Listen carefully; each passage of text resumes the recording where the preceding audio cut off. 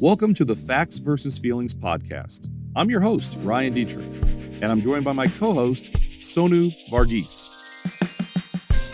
Cutting through the noise in 30 minutes each week with Ryan Detrick, Chief Market Strategist, and Sonu Varghese, VP Global Macro Strategist, taking out the boring and helping investors focus on what really matters. A quick note before we start the show. Investment advisory services offered through CWM LLC, an SEC registered investment advisor. Carson Partners, a division of CWM LLC, is a nationwide partnership of advisors. Today's podcast is brought to us by our friends at YCharts. Hi, everyone. Welcome to the second to last of the year, not ever, of the year. Carson's Facts versus Feelings podcast is Ryan and Sonu. Sonu, this is episode 64, sponsored by our friends at YCharts. I like this title, by the way. We almost spent 5 minutes coming up with a title, and then you just said something randomly. We use it. We're calling this one Good News is Good News. It's a season for good news too, right? Yeah, there's a lot of reasons, I think, there for some positive things out there and to feel good about things, and we're going to talk about many of those things. So, again, we are actually recording this on Friday, December 8th, right after the jobs numbers came out. So we're going to take a look at that employment backdrop and kind of what's it mean, and spoiler alert, looks pretty good, right? Looks pretty good. Then we're going to also talk a little bit about the Fed, talk a little bit about the economy, and then spend a good deal of time kind of just markets in general, right? This is a year-end rally that we think we're going to have and why it can still happen. So those are the things we're going to talk about, again, in episode 64. Good news is good news. Now, Sonu, I will start with this. On Monday, I'm having a very minor procedure. That's why we're doing this a little earlier. So I want anyone to let me know by the time you listen to this. Hopefully I survive, first off. I'm getting Inspire. So Inspire, I do wear a CPAP for sleep apnea. And that's a big mask, and I travel all the time. It's this big box. I got to go through security. Half the time, security wants to look at it. I don't know what they think it is. Maybe BOMB. We're not allowed to say that word inside an airport, but they think it's something weird, and I got to show it to them. So Inspire is like a minor surgery where a minor surgery, they put it inside of you, and you push a button, and you can breathe without snoring and breathe better at night. So I know you're going down the path of maybe getting a CPAP also, correct? You mean my wife has sent your wife is making you? Yeah, she's making me go down the path because I don't know. I'm not the one who, but maybe I'll get better sleep from everything you've told me. Other people have told me it's sounds like you get better sleep. So hey, I'm all for that.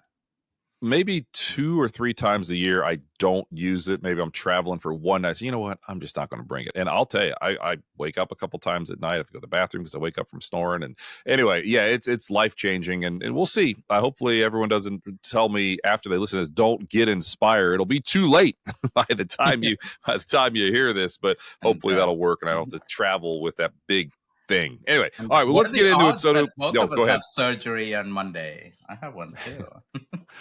Well, we didn't do a good job there, I guess, but hopefully we're both fairly minor surgeries. We should be okay. But that is very true. Both under the knife at the same time. There's really no knife for you, but nonetheless, we'll don't need to get into it.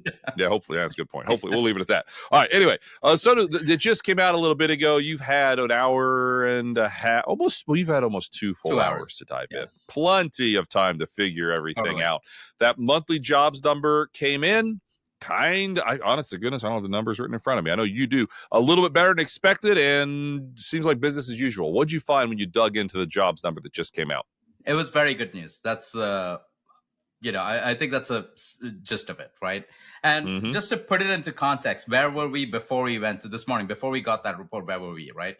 The unemployment rate had gone up from 3.4% back in April to 3.9%. That's a context in which this is happening. Usually the unemployment rate goes up, there's cause for concern, right? Now, we talked to Claudia Sam last month. Right. She put the rise in the unemployment rate in really good perspective. If there's one person who you want to talk to about this stuff, it's Claudia. She was fantastic. And at the same time, it is concerning for the unemployment rate to go up, right? Because usually it goes up and it keeps tending to move higher. Good news is the unemployment rate fell, Ryan, from 3.9% to 3.7%. That is excellent news. It just puts, monthly numbers can be noisy, right? But it just puts those fears to bed. I mean, I know it's 1 month, but it's 1 month more that we don't have to worry about the unemployment rate, right? It's that much further away from 4%. It's that much further away from 4.5%, where I think, we'd really start to get concerned if the unemployment rate is 4.5%. We are at 3.7 now. That's really good news. Even better, I think, Then you start getting the details, like under the hood stuff, which is actually what's really important more than anything else. What's good is that it comes to the other title we were, batting around before the call, right? Everyone wants to work, right? More than 500,000 people, right? That's a big percentage. That's about 3% of the labor force. More than 500,000 people came back into the labor force. I should say, sorry, not 3%, 0.3%, but still, it's a large number. Yeah. They all came back into the labor force. They wouldn't do that if they didn't think they could find jobs. And the good news is that they all found jobs. Or, these things are net and things like that. But more people came into the labor force. All of them found jobs. I think that's really the big picture here. As I'm going to totally take this a different route for a second. We were talking about we're talking initial claims, unemployment. As a Bengal fan, Joe Burrow got hurt. I wonder if he's filing for initial jobless claims right now. I don't, poor guy. I hope he's okay. I hope Joe Burrow's going to have money to get through. He's one person. He's one less person working. Yeah, he probably does. One less person working is my quarterback, which is not good. Anyway, that's all right. Okay, so we made almost 5 million jobs last year. Ballpark, what are we at now? Like 2.5, 2? We're pushing 3 million this year, right? Yeah, approximately. It's approximately. I think we're closer to 2 million. I can pull up the chart while you talk over here and just to check it. Yeah, and one of the concepts here, I'll jump in while you're looking for that then. One of the things we hear a lot, right? We get to work with financial advisors every day and their clients, and we hear, whoa, things are really slowing down. Things are really slowing down. There's a recession on the way. We were making 400,000 jobs every month, right? 500 or 5 million jobs divided by 12. We'll just say 400,000 jobs a month last year. Now we're making 200,000, 150,000. That's bad because it's just going to keep going down. It's just going to keep going down. And our argument for a while, not just in jobs, but yes, in the employment backdrop, is we're more normalizing. We're getting back to normal. That was one of our big themes of our Outlook that we released, about 11 months ago, talking about getting back to normal. And Sonu, kind of, if you got the data, let us know how many jobs we made this year. But secondly, what is it? What is close? Like 2? Well, let me guess. Wait, before you say it, I'm going to say 2.61. Oh, 2.55. You're very close. Yeah, but that's noisy. How about that? You could be right after they revise data next month as well. But I'm that's hot. 11 months of the year. 11 months, 2.5 million. To give you some perspective, before the pandemic, 2019 was under 2 million. Right? Over the last 3 months, we've averaged about 200,000 jobs. I mean, there's things, the auto workers strike, stuff like that. Last month was 199,000. But that's why you look at an average. Last 3 months, 200,000 jobs a month. Before the pandemic, the 2019 average was 163,000. Wow. What do we need to keep up with population growth? 100 to 125,000. We almost double that. And let me jump in just for a second. So what's interesting about that, you said we were 163 in 2019. Is that what you just said? Yes. Average. Average. And honest to goodness, if you ask most people kind of do this for a living, pay attention, you said 2019, wow, that's a pretty good year for the economy. The economy did well. The Fed was out of the way. Earnings were there. Inflation, not a problem. Oh, the stock market gained 30%. I mean, that was one of the last times things were really, really quote unquote good. And you're saying we averaged only, I'm going to say only because, recency bias here, only 163. And again, that's just really powerful, I think, with the whole context of what's really happening. Now, Sonu, I want to talk about the JOLTS data in a second. We'll explain what that is and get into that. But talk to me again. We were making 400,000 jobs not that long ago. We were making 300,000 jobs, 250. Now it's been beneath 200 2 months in a row. Last I checked. Why don't you think it's just going to keep going down? It being the monthly jobs data, because I'm hearing that TV's telling me we're going to start seeing negative jobs growth sometime middle of next year into a recession. Why do you think we can hang out, 200,000 jobs approximately? Let's just say a good chunk of next year.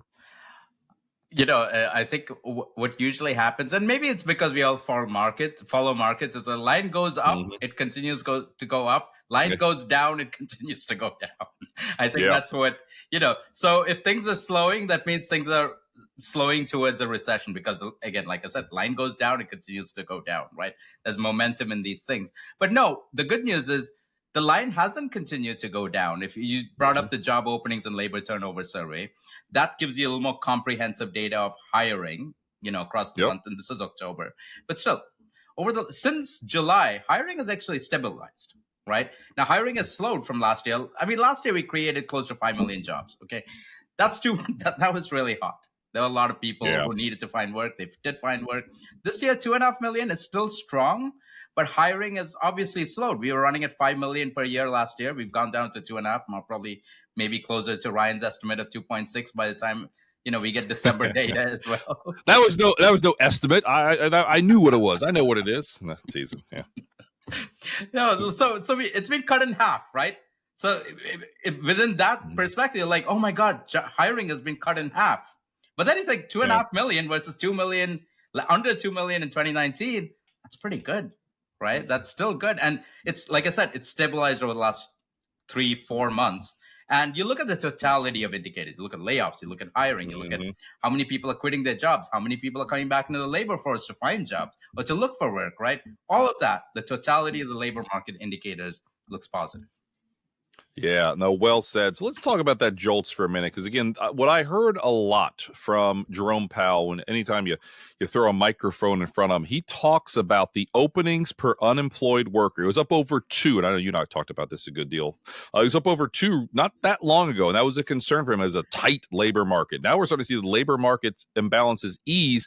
As recently, so that was 1.47. last month, down to 1.34. Again, that's openings per unemployed worker. It was around 1.2 pre-COVID. So we're not that far away. Who knows? Might get there really soon. To be in pre-COVID levels. Again, what in the world does that mean? And why does Jerome Powell care so much about that going? What I'm going to say is going the right way, which is the way it has been going for several months now. Powell and the Fed, they're concerned about supply and demand, right? Yep. If demand is too high, there's not enough supply, you get inflation. That's really the sum of it, right? That's why they're worried about it. And this applies to goods. If there are, there's a lot of demand for furniture or goods, whatever we're buying, Christmas trees, for example. There's not enough supply. What do you think? Prices go up, right? Same thing in the labor market. If demand is running really hot, and that's what the job openings data measures. I think I think you and I have also talked about this probably a year ago, how that's it's not the best metric, right? The way the BLS counts job openings. But nevertheless, it is what it is. It's what the Fed likes to look at. So we have to look at it as well. We can't complain about, we can't complain, but, we have to look at it, right? Job openings are coming down, which means demand is softened, right? It's still hot because it's still running, job openings are running about 8.5 million, which is much higher than it was before the pandemic. But that's why you take that ratio, job openings to unemployed workers. As you said, that's running about 1.3. Before the pandemic, it was 1.2. Things have normalized. I think that's what it is. And something this gets a little geeky, but let's try and simplify it, right? The whole thing about will the Fed be able to land the plane? You talk about soft landings, right? And everyone, other than folks like Claudia Sam, there were a few people, and I'd like to think us too, but we're not economists, so take us out, right? I'm not an economist either, right?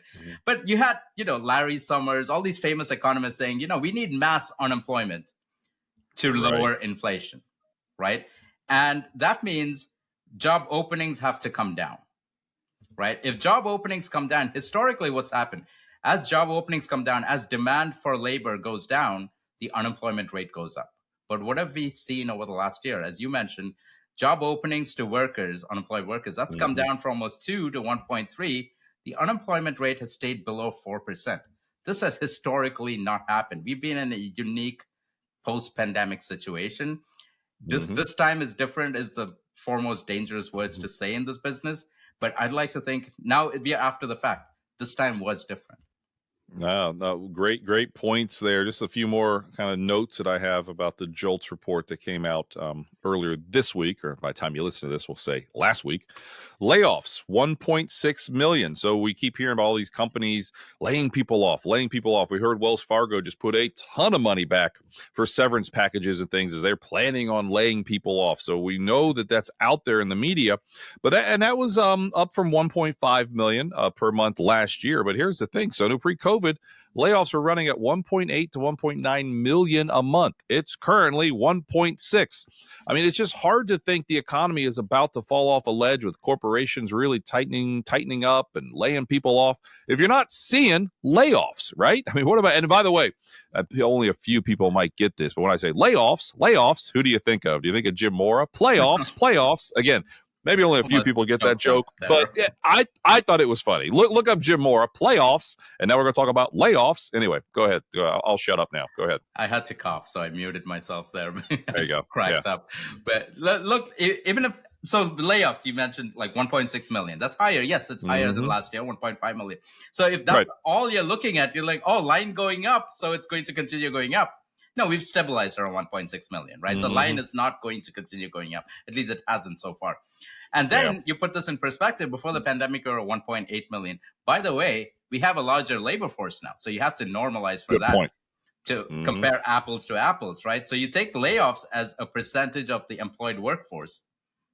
That's running about 1% right now. Before the pandemic, we were at 1.2, 1.3%. Now, it doesn't sound like a big difference, but trust me, that is a massive difference because the labor force is about 165, 167 million.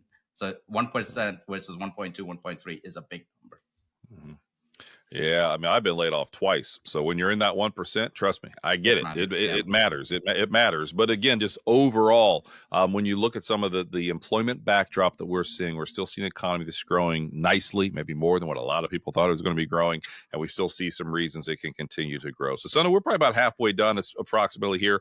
Let's go a different route. I mean, what do you want to talk? Want to talk about the Fed a little bit? Maybe we'll talk about the Fed. What do you want to do? The Fed to finish up with equities? Or I don't care. I mean, we wing this. This isn't very organized. I mean, what do you want to talk about? Yeah, especially since this is the third one we've done this week. Yeah, I don't even know what day it is. How about this? Let's go this route. Let's talk a little bit about inflation because inflation and the Fed are kind of related. So it caught my eye this week. The Manheim Used Car Index came out. And again, they look at a lot of different used cars that are out there looking for prices, right? And what are prices of used cars? Let's not forget used car prices not that long ago up over 40% year over year. That was a huge reason we saw, not the only reason, I get it, not the only reason, but a huge reason we saw such a large spike in overall inflation out there. Because again, used cars and new cars make up about 8% of core CPI. So of course it matters. Manheim's data said, prices on used cars last month down 2.1%. That was after the previous month was down 2.3%. Sonu year over year is now down 5.8% year over year, and it's also down 6 of the past 8 months. It's a long-winded way of saying we're not seeing that yet in the government's work. Remember shelter? You and I were a broken record like a year ago talking about private data saying, look at Zillow, look at apartment list. Lower rent prices are here. It's not the government's data yet because the way they look at it, it's just the way the government looks at it. And I'm not going to get into all the weeds there. We said it's coming. Last month, we finally saw shelter start to crack. My question to you, crack to the downside like the private data meant is what I meant to say there. So to my question to you, we're seeing it again. Yeah. Private data is telling us lower used car prices or lower car prices probably are coming. Is that going to start to show up in the government's data? And why does that matter for inflation next year? Short answer, yes. And I think I may be on the market for a car sooner than later because I just took my car to the side note. I don't know. I hope not. I don't want to go buy a car right now because, we have a car that's 10 years old. We took it to the mechanic. Going to the mechanic is like going to the dentist. They tell you stuff's wrong. I mean, what do you know? I don't know anything. Oh, yeah. I'm a mechanical engineer, but I work in computers. I don't, know anything about cars. I take them at their word. Same thing with the dentist. He tells me something's wrong in your teeth. And then you just take them for their word. And they're like, oh, I have to fix it now. I have to spend thousands of dollars fixing it. So let me jump in. I mean, believe me, we want to talk about this. It's important. Remember where we work. Sometimes I go on a rant. We forget what we were talking about. So it's like my dog. I got this new dog, Mabel. I talk about her all the time on this podcast. We take her to the vet. Every time I take her to the vet, they're like, they run this test. I'm like, this is a healthy, crazy puppy. Like, no, like we don't need to spend. I spent still like $400 on just standard stuff. And they wanted to do all this other. I'm like, she's fine. Like, I remember being a kid and here I go. I'm the old guy on the porch, get off my lawn. Like as a kid, like we never took our dogs to the vet. They live forever. I mean, anyway, whatever. I don't know where we were. Go ahead. Yeah, he tells you something's up with the piston ring. I have no idea. And I'm like, oh my God, you say, but the nice thing is I like my dentist and I like my car mechanic, so I trust them. So he's like, you don't have to sell it now, but come back in 3 months after you hit another 1,000 miles. And I'm like, oh, there we go. And, So anyway, all this to say, I made no. You didn't. Car. Well, why though? Why was your car there? You didn't tell us that part. Why was your car there, Sonu? What happened to your car? It was just a normal service. It was a regular 6-month whatever service. There was nothing wrong with it. Oh. Well, I thought someone hit you yesterday. What am I missing? Am I mixing us up? I thought someone hit you yesterday. Someone did hit me yesterday. Somebody backed up into my car. Like I was literally on the phone talking to a teammate. I was talking to Grant here, who's on our team. And so I was driving back after dropping the kids to school. I was literally at the speed bump. Thankfully, there was a speed bump on this road. And this big, pickup truck filled with stuff. I think it's landscape or something. Just slowly, slow motion. I could say I was watching it right on my eyes. I was like, this thing is really backing up, and I froze. Oh boy. I didn't, know to put it into reverse and put it back. I was talking on the phone, through the Bluetooth. I wasn't holding my headset or something. But, there you go. The nice thing is we have in Illinois, we have plates in front. Maybe it's the only good thing of living in Illinois. There are other good things about living in Chicago. Rumor is you have an NFL team. I don't know if you do or not. We don't need to go that route. No, we don't. Okay. No, we have plates in front, so hit the plate, and that's a little dinged up. Thankfully, it wasn't worse. Yeah. So I thought you were in the shop for that, but nonetheless, we've gone on a major U-turn. Sonu, I don't even remember where we were. That's why I said, remember what we were talking about. Used cars. Please bring us back on task here. Yeah. Inflation, used cars. No, you asked, will we see what we are seeing in private markets, what we are seeing on the ground, what we are seeing in reality? Will that show up in the official data? I think short answer is yes. Look, inflation, we talk about good news is good news, right? The labor market is running strong. That's resilient. Wage growth is strong. But the good news on top of that is normally, look, that would be worrying for the Fed. They'd be like, oh my God, the economy is running hot. We need to keep rates high. Maybe we need to hike even more, right? We're not there. We're talking about rate cuts. Why? Because inflation's lower. Over the last 6 months, inflation, core inflation, which is their preferred metric, excluding food and energy, that's running at 2.5%. Last 3 months, it's running at 2.4%. So we're there, right? Their target is 2%. Now, the only reason it's above target is because of rents. And we know the problem with rents. As you said, we've talked ad nauseum about, rents not reflecting what's on the ground. But that's going to happen over the next 6-8 months, right? So all this to say, I think the inflation problem, at least for now, is over. We don't have an inflation problem right now. And which begs the question, then why is the Fed keeping rates so high? Because it could go back up, right? So they're going to wait a little bit. I think March is too early for them to cut rates. Right. But I think the first rate cut, maybe May or June. Market's probably at this point, the market's putting a coin toss probability, 50% on a cut in March. I think the market's probably getting a little ahead of itself here. I don't think the Fed's going to cut unless we see a big deterioration in the labor market, which we're not seeing right now. Yeah, last March when we had the financial crisis, I know or the regional bank financial crisis, I should say. A lot of you listened to this podcast back then. We were one of the few places I felt like everyone else was saying their Fed's going to cut. The Fed's going to cut. We said, not so fast. So again, we're not so sure they're going to cut next March, but there are probably some cuts coming next year, as we've talked about. We mentioned the Fed, just a couple. So did you hear that ding just then? Did you hear that? I didn't was hear just that. on my end. So I don't understand this. I have Teams, which is what we use to talk to each other, on Do Not Disturb. Okay. To me, Do Not Disturb means when I get a message, I shouldn't hear the ding in my ear. So nonetheless, I just heard the ding. But if you didn't hear it, that's good. But anyway, well, whatever. It is what it is. I'm a Zooms guy. What can I say? Or Zoom guy. What can I say? Here's some things about the Fed. I think I touched on these last week, but that's okay. Let's just talk about one more time. October 2018, Jerome Powell said, long way from neutral. They cut soon after. Okay. May of 22, he was asked directly, do you see any 75 basis point hikes coming? Because they were hiking 50 then. He said, no, we don't see any 75 basis point hikes coming. So they hiked 75 basis points 4 straight times, like directly after that.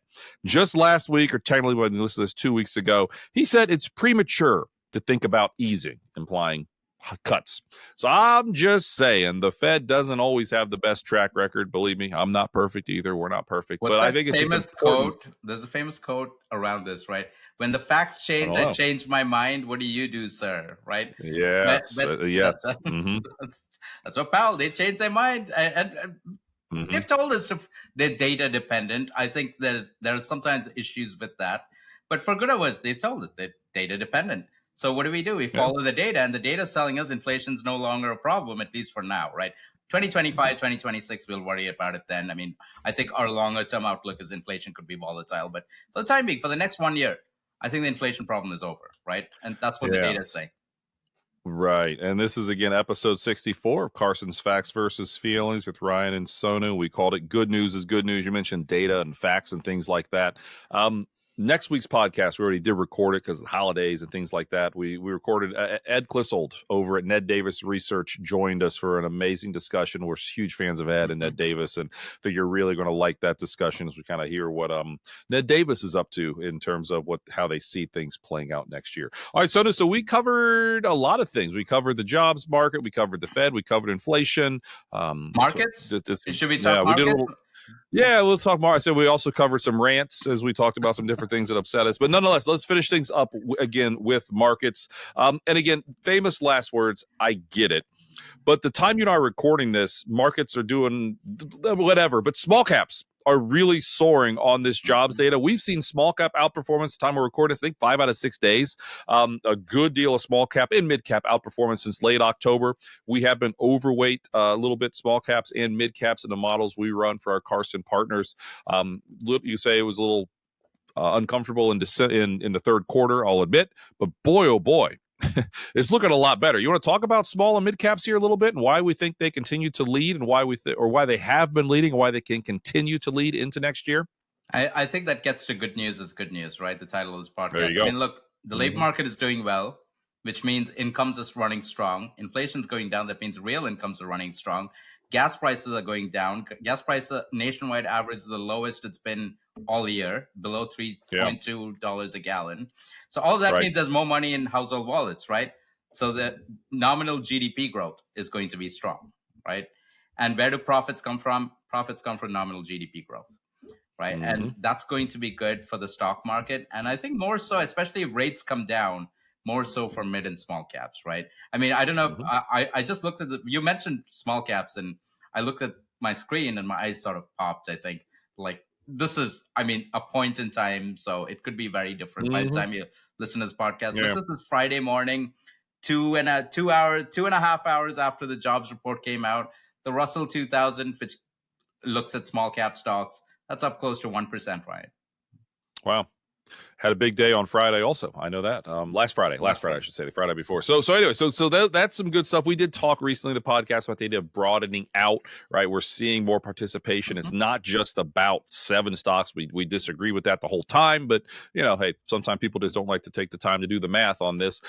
Just this week, Sonu, we saw the advanced decline line on the S&P 500. So it's a cumulative basis, how many stocks going up versus down. Okay. In other words, it's not just 7 stocks. It's all of them adding up. That hit an all-time high. Okay, it's just, and that historically market breadth tends to lead the stock market. We're on record saying we could see a new all-time high in the S&P probably sometime early next year in the first quarter. We're only 5% away, so that's not making some wild call. But again, we've been in the bullish camp. Now, another one that Sonu got me. So we're flirting with all-time highs on the Dow. We're like, as the time you and I record this, less than 2% away. So the S&P is about 5%. But I looked at times the S&P went a long time without a new high. Remember, January 2nd, 2022, the first trading day of 2022 was the high, the last time we hit all-time high, and we've been, rough time since.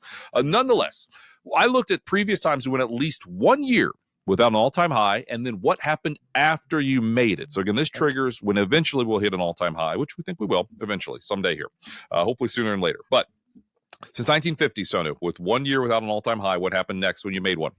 Higher 1 year later, are you ready for this? 13 out of 14 times an average return of 14.9%. Take note, your average year gain's about 9%. You're higher about 7 out of 10 times on just an average anytime. So yeah, markets usually go up. But my point is, Sonu, when we eventually hit an all-time high, that is not a reason to panic. That is not a reason to sell.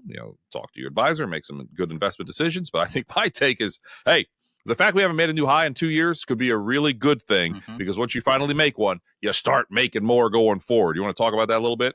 No, I love that. I mean, I always boil it down to momentum begets momentum. Look, if you had a choice between no momentum in markets versus momentum, pick momentum, right? It improves your odds of seeing positive equity markets and across the board. Like earlier in the podcast, I said, line goes up, that means it continues to go up, right? And it literally works. I mean, on stocks. But that's why I think we sort of extrapolate that to economic data. It doesn't quite work the same there too. But it works in markets, right? Of course, at the same time, I put this out on X or Twitter, whatever it is. I basically linked to your blog talking about exactly this. And I said, momentum begets momentum. And some smart aleck on Twitter replies, oh, does that mean we keep going to infinity? No. hot shot. I mean, Well, I have a confession to make. That was my burner account. I just like to screw with you sometimes. No, that's not true. No compliance. I do not have a burner account. That's not. No. Anyway, it's kind of funny. Yeah, I mean, so some other things just to point out, right? I know we have a lot of financial advisors that listen to this. Just some things to talk to your clients about. We just had the 18th best month ever for the S&P 500 last month, up 8.9%. I looked at the previous 20 best months ever, Sonu. 1 year later, higher. 16 times, that's 80% of the time, up 13.3% on average. So again, better than average returns going out a year when you have a huge up month like we just did. Think about that. One more, and I might have mentioned this last week, but no, I didn't. Who knows if I did? Doesn't matter. Doesn't matter because I don't remember. So you probably don't matter. We're going to mention it again. Last Friday, so the December 1st, we had over 60% of all components in the S&P 500 made a 20-day high. What in the world does that mean? Well, it tells you there's a lot of buying pressure. It tells you there's a lot of stocks that just went higher. That's kind of obvious. It also just puts a hole in the argument. Only 7 stocks are going up.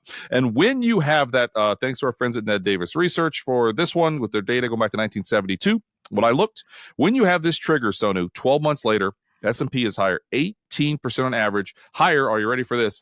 15 out of 15 times. I just listed three different stats, along with an advanced decline line making all-time highs. That's 4 different reasons to me and to us that suggest, again, hey, you can fight this market. You can argue about all these things that are happening. There are some bad things happening. Turn on TV. There's lots of stuff around the world that's happening that we don't like, right?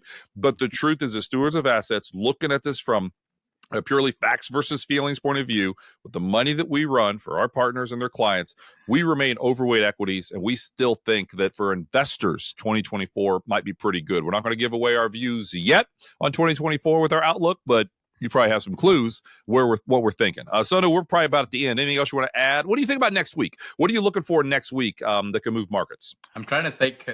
You put me in a quandary here because now we are recording this on Friday of payroll reports. So we're recording December 8th. Okay, the podcast is going to come out on Wednesday, right? Wednesday morning. Yes. This one. Yes. If I have these numbers right in my head. So which means Wednesday is a Fed meeting. That's what I'm looking forward to. Okay. Yeah, Wednesday is a Fed meeting. That's going to be, I mean, we focused on the Fed goodness for 3 years. I mean, but it's important because rates are high, right? Rates are really tight. Policy is tight. Inflation's coming down. How are they going to guide us to, how they think about where policy may go, right? Like they update their projections called the dot plot, right? Their projections for what GDP is next year, what inflation is going to be next year.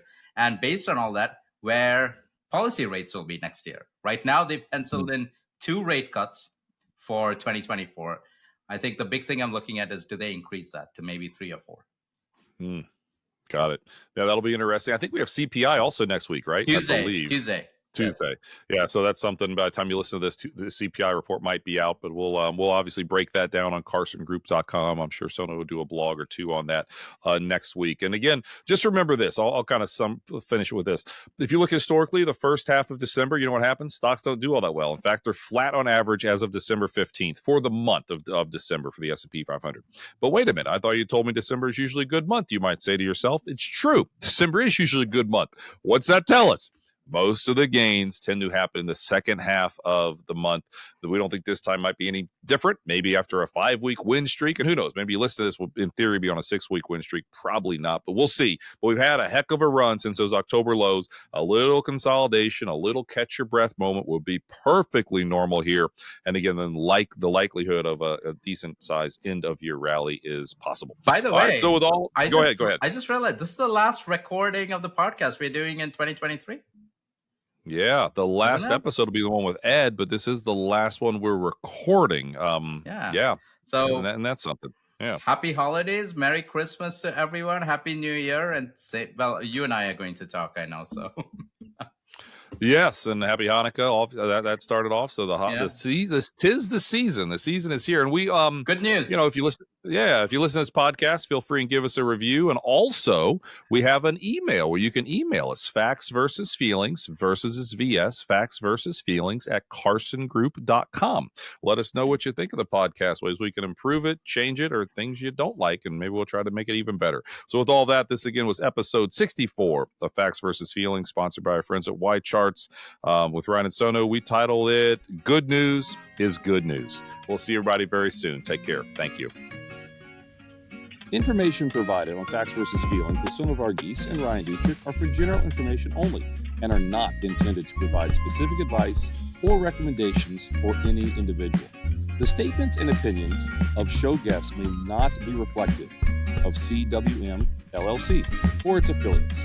Past performance is no guarantee of future results. All indices are unmanaged and may not be invested in directly. Investing involves risk, including possible loss of principal. No strategy assures success or protects against loss. To determine what may be appropriate for you, consult with your attorney, accountant, financial or tax advisor prior to investing. Guests on Facts versus Feelings are not affiliated with CWM LLC.